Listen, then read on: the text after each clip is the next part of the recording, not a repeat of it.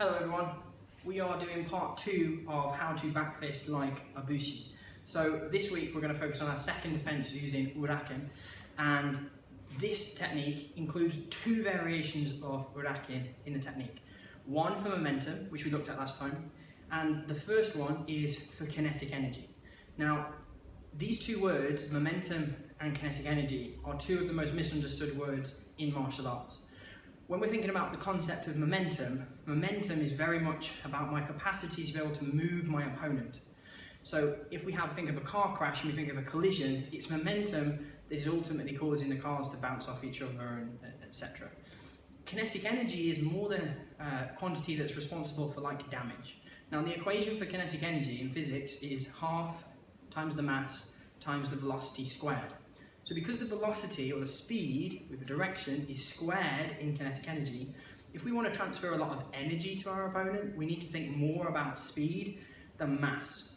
And so the effect of energy is usually a lot more localized. So for example, if I do a really high energy punch, I'm more likely to cause soft tissue damage, like maybe to cut the eye or cut the face, as an example, rather than if I do a strike where I have a high momentum, it's more likely to knock my opponent over. So you'll see what I mean when we do the 2 Urakens, okay?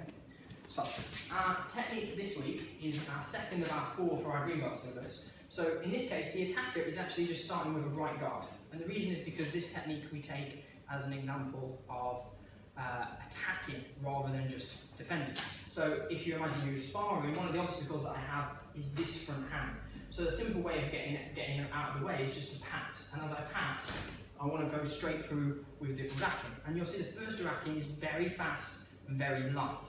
And this is the one that's for kinetic energy. So for us, there are 2 types, or 2 basic variations of Uraken.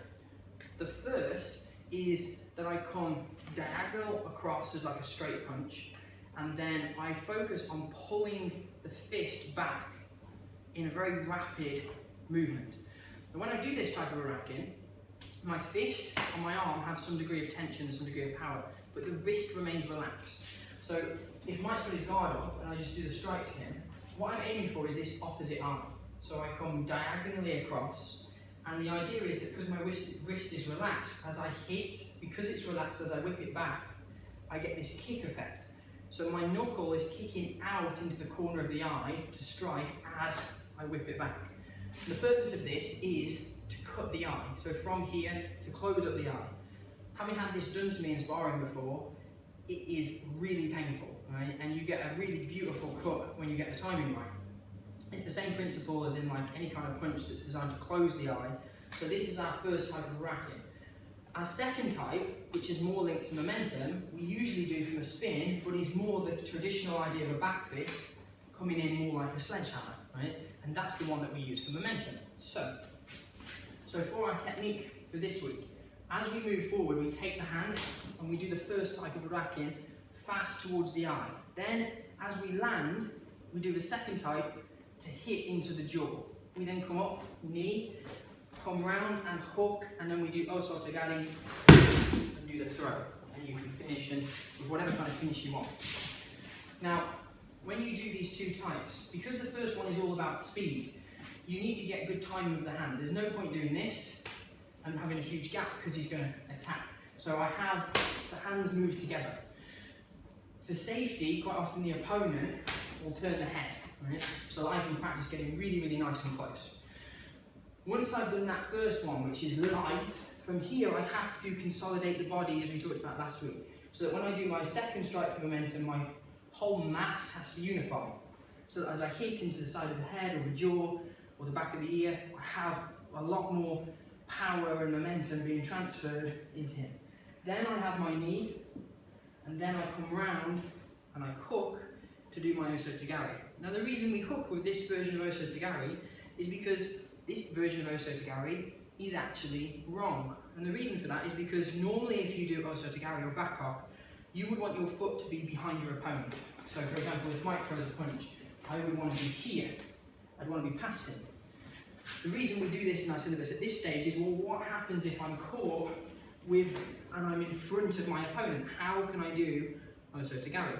So what we do is we hook, and you can see the effect this has had on Mike's posture. So rather than me move behind him, I basically bring him in his center this way by grapevining the leg and collapsing. Then that allows me to then bring my hip through like a normal Osotogari and get the same effect. So as well as this technique for our students introducing Uraken, it also introduces how do we do Osotogari at very close range when we're still in front of our opponent. So the whole technique is all the way through. So one more time. So the first bit, fast. You want speed on the Uraken for kinetic energy. So the idea is to turn the head away. Then smash, knee. There's nothing wrong with coming for a lower knee if that's what you prefer. Round, get the collapse with the body for the Osotogari, and then throw. And then how you want to finish is totally up to you. Back off, run away, whatever. One more time.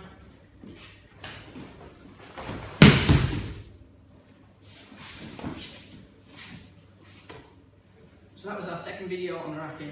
Next week, we're going to look at angular momentum. See you then.